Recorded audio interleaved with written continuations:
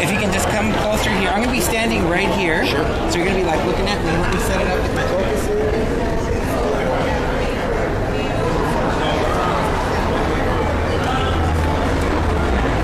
Actually, Michael, step over this right. Perfect.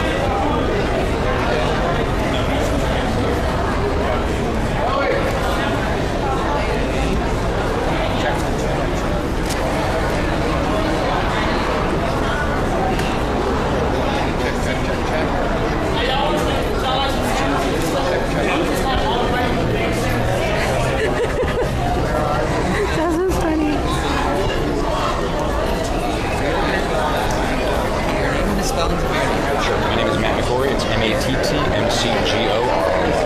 Okay. Matt, why are you here? I'm here today to support and honor the families and the victims of the police killings by the LAPD. I'm here because I think as people who are part of the white community, we need to step up and there's a system that tends to serve our people well but doesn't serve people of color, black people, Latino people, it doesn't serve them well. And if we're looking at just creating a fair and just system, I don't feel that I can stand by while a system serves me well but doesn't serve other people well and results in people that are killed in communities that are torn apart. Is there anything else you'd like to tell me other than what you just did? Sure. I think the stories about police brutality and corruption we've been hearing for many years since before I was born. Having cell phone cameras has created a new wave of awareness for people who are not in those communities, for white people especially. So we're at a point now where we know and understand what's going on, and I think it's important as white people to take a look inwards and say that if we know what's going on, we have to play a part in rectifying it. And what do we do and how do we offer support to organizations like Black Lives Matter Los Angeles and help elevate their message and spread the word, because the thing is that it can't just be black people who are out here fighting for this. It's a problem that affects all of us. And again, it doesn't happen in isolation.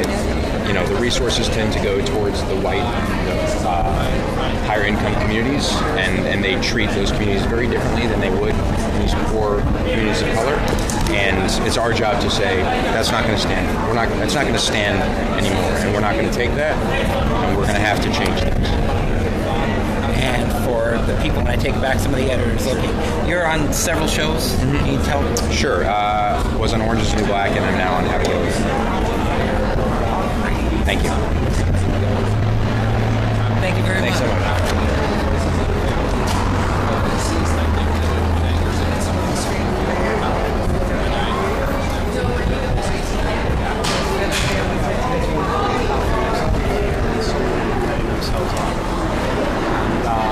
PMbeers. Hi. I'm from Occupy Black Lives Matter. So it's undeniable once it's like you're connected to the victims. Yeah, absolutely. When it's not a hashtag, when you're not disconnected, when it's not just a social media fight of like different points of view or ideologies, when you're actually looking at people who are holding up pictures of their deceased family members, it's very real, and I think it's completely undeniable. And I would encourage anybody, regardless of what you think of Black Lives Matter, to just listen to the families, because that's the most important part. Put yourself in their shoes and see how you would feel. Would you be offended by a hashtag? Would you feel that it was exclusive, or would you feel that maybe there's something real going on that's systemic and has been going on for a very long time? It's accepted and institutionalized.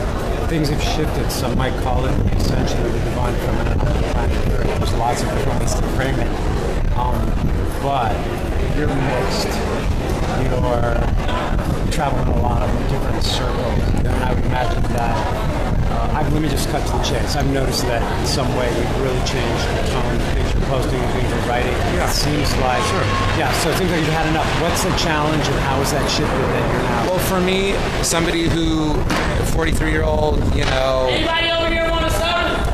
43-year-old person of color from Los Angeles whose father grew up in South Central during the Watts riots. For me and my son, for my family, it's just one of those things where, like, I first became sort of woke around 1988, 1989 through a lot of conscious hip-hop, through Public Enemy, through reading a lot about, Angela Davis, the Black Panthers, Malcolm X, Martin Luther King. So for me now, it's not that I'm new to activism, it's just that the stakes are much higher.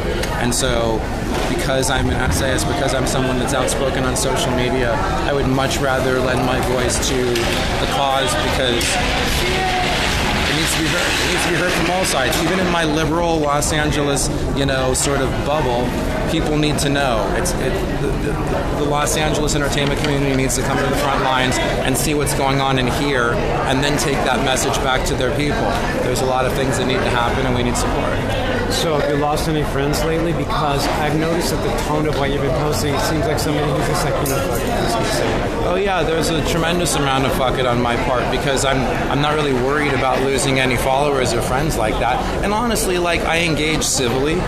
I went back and forth last night about somebody because somebody pointed out that pretty masterfully on Instagram that Leslie Jones, who is being attacked for her race and her looks and her figure by some Twitter trolls, that none of the prominent Hollywood feminists came to her defense, not her castmates, not some other really outspoken ones. And we have to wonder, is that because she's a woman of color? And when we posed that question last night, somebody was saying, yeah, well, her behavior on Twitter and she sort of antagonizes people. And I was like, victim shaming is only a defense mechanism of defending the indefensible.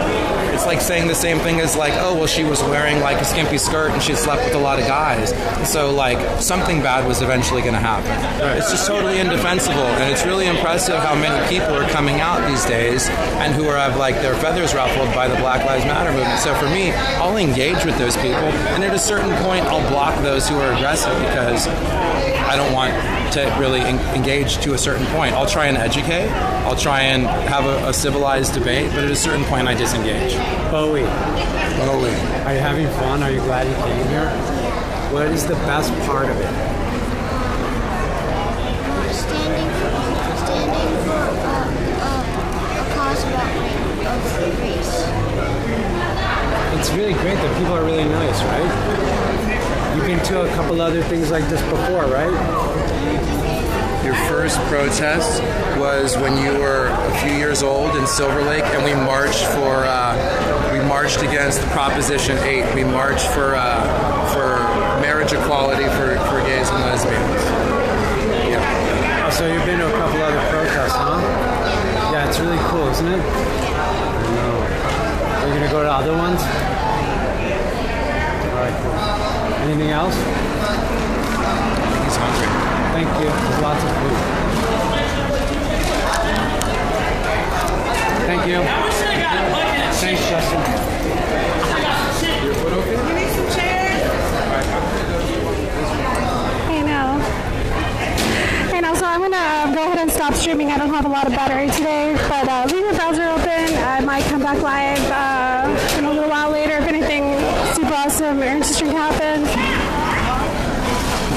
But if you're tuning in late, we're here at City Hall. We're at City Hall in downtown Los Angeles. We're with Black Lives Matter, and this is the Decolonize LA City Hall action. And they're here 24/7, and they're gonna stay here until they get chief back. LAPD chief back fires. Bye.